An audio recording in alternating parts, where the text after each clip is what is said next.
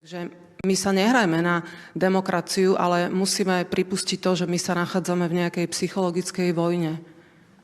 Podľa mňa nejaké psychické poruchy istých ľudí nám tu niekto prezentuje, že ich máme brať ako normu. A my ich ako normu nechceme brať, pretože ak má niekto psychické poruchy, tak by mal navštíviť niekoho, kto mu s tým pomôže, hľadať si svojho terapeuta. Toto celé je jedna psychologická vojna.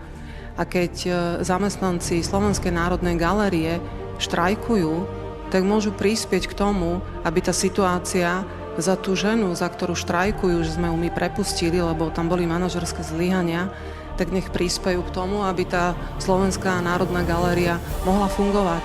Aby sme tam nezabalovali sochy a neodstraňovali škody, ktoré spôsobila predchádzajúca pani generálna riaditeľka. Takto by mohli ukázať tú svoju lásku k tej kultúre.